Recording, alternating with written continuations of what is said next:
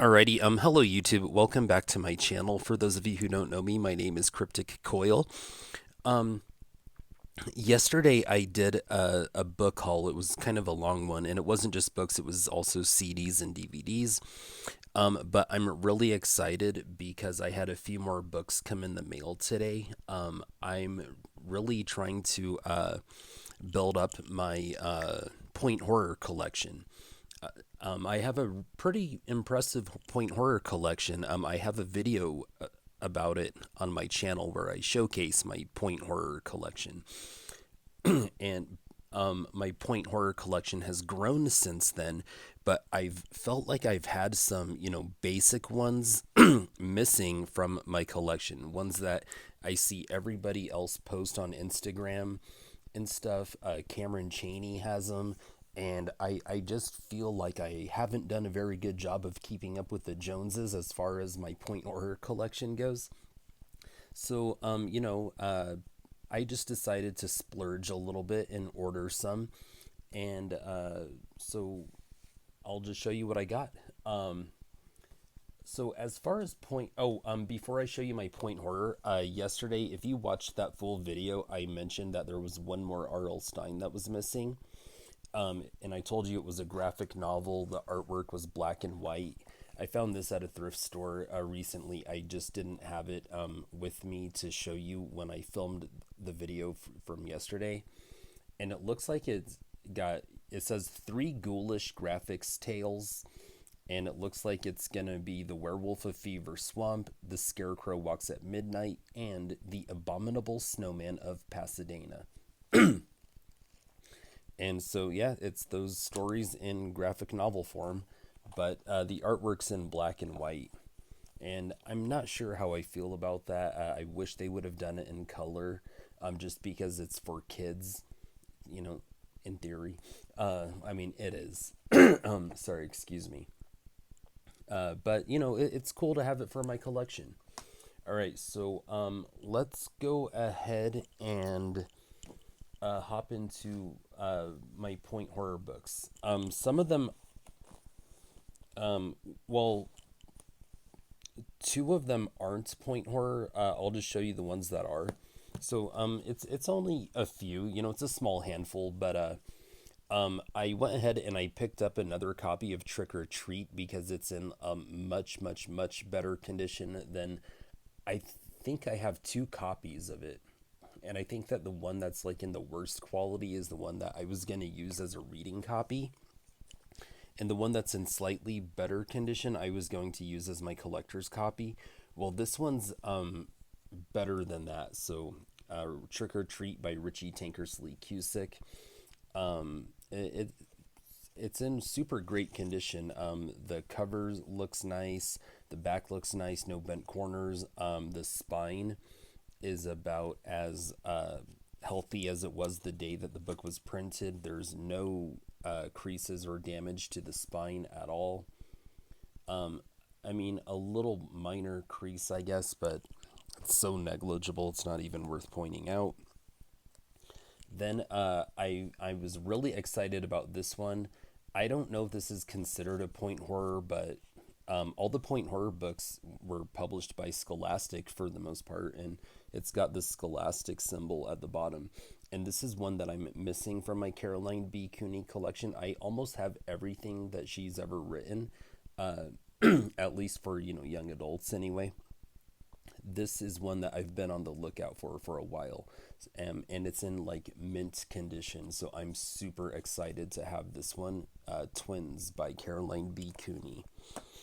And this one I'm really excited about. The only problem is that it's an ex-library copy. It used to belong to a high school library, but it's Mirror Mirror by D.E. Atkins. And I'm just, super, super stoked to finally have this one in my collection. I think I have Mother's Helper and Sister Dearest.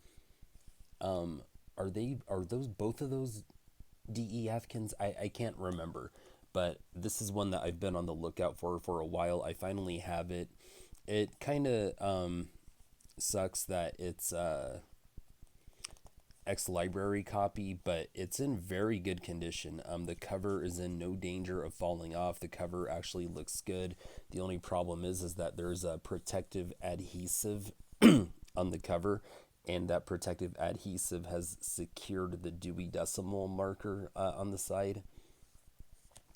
But the spine is incredibly healthy, holding onto the pages as perfectly as it did the day it was printed.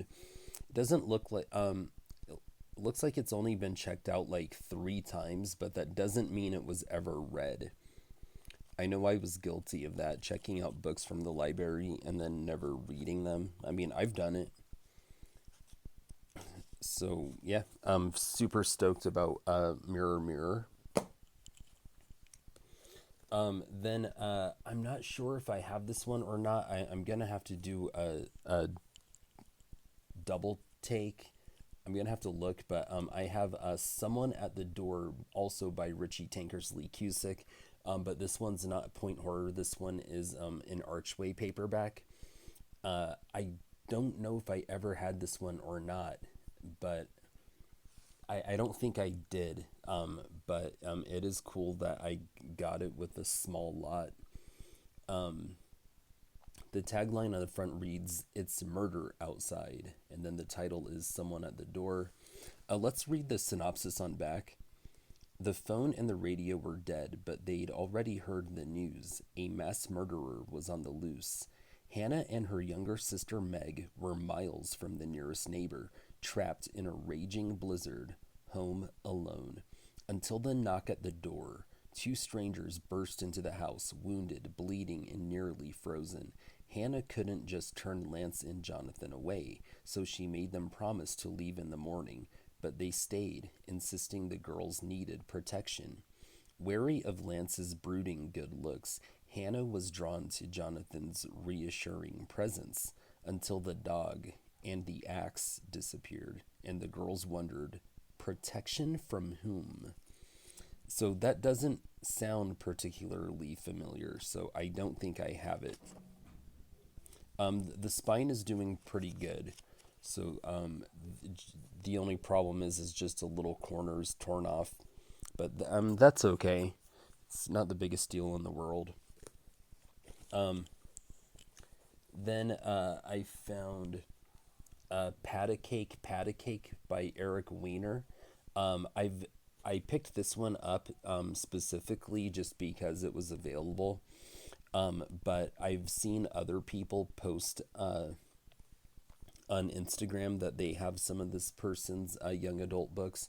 And since this one was out there and the price was right, I just pulled the trigger because, it was negligible. But yeah, I mean, it's got a really interesting looking cover. There's a T on all these um, orange cupcakes with a, gloved O.J. Simpson hand. And the tagline on the front reads, pat a cake, say goodnight." And let's go ahead and read the synopsis on back. Mara Krieger was an awkward outsider at Thomas G. White High, an overweight loner who passed the time baking and writing poetry. She was annoying, always lurking in the background, waiting for a chance to make a friend. But nobody ever had reason to be afraid of her. Until now.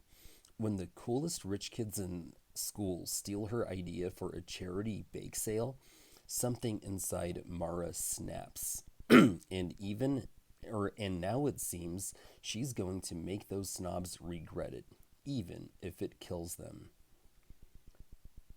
And it says nursery crimes. Mara won't kill you, but her cupcakes might. Look for other nursery crimes titles, Jack and Jill, and There Was an Old Woman. So this is interesting. It was published by Harper as a young adult novel, so it's a Harper young adult horror novel. This sounds pretty good. Um, I mean, it sounds, okay. So yeah, I'm happy to have that one. Uh, And I think that was it for the young adult novels. But before I move on, real quick, let's read the summary on back for Twins because I don't already have this one. All right, so here it goes the summary on back. Two girls, one life.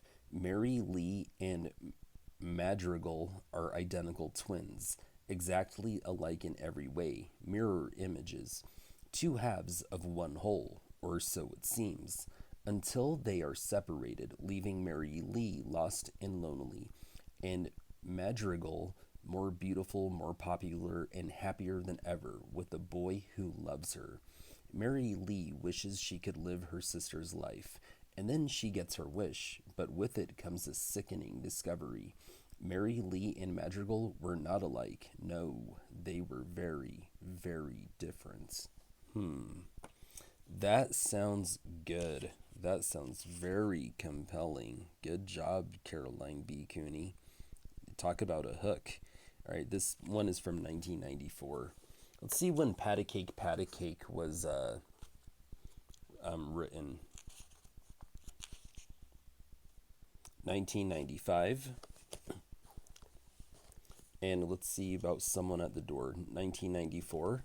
Wow, 1994 was a good year for young adult horror.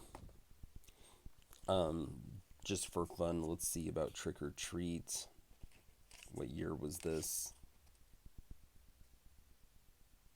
1989.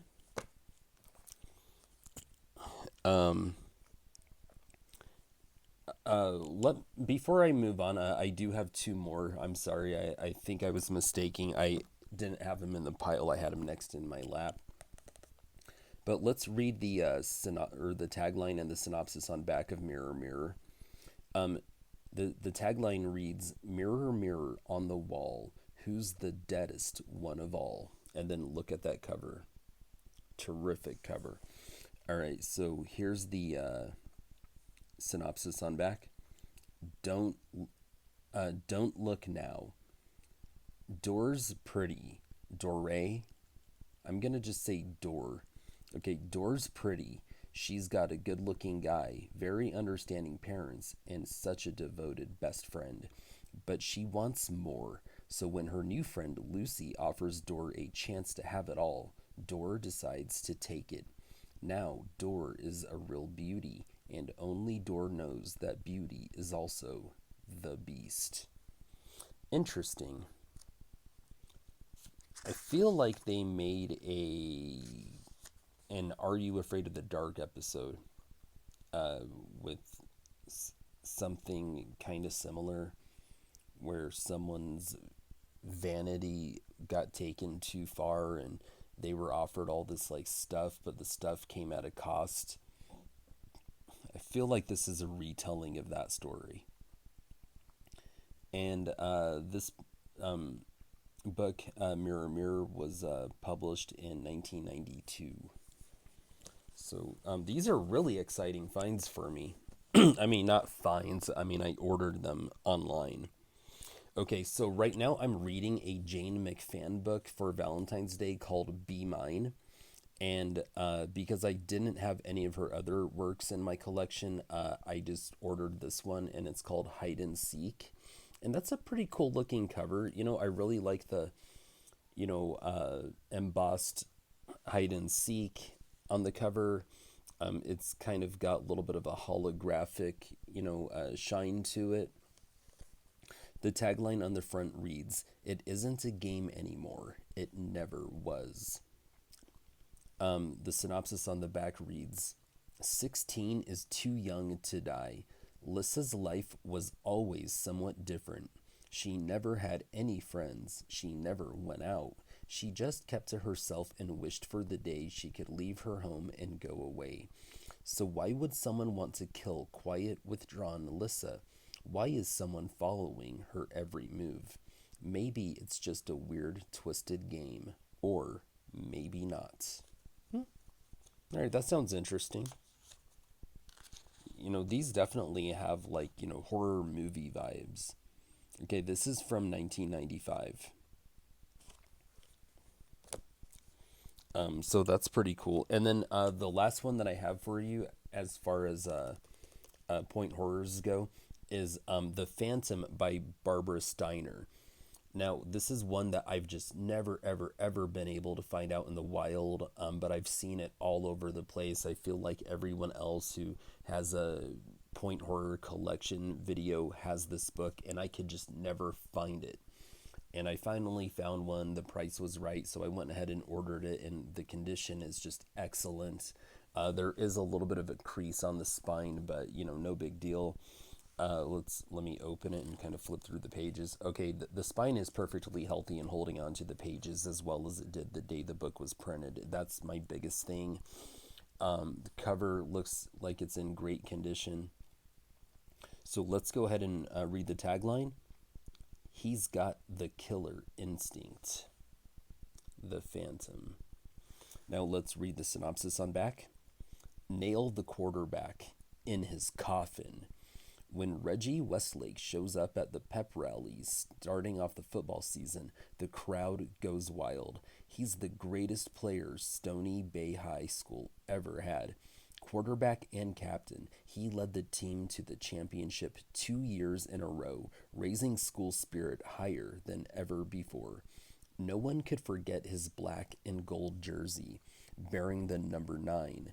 He'll always be a school hero. There's just one thing. Reggie's dead. That sounds dope. Okay, very excited about that one.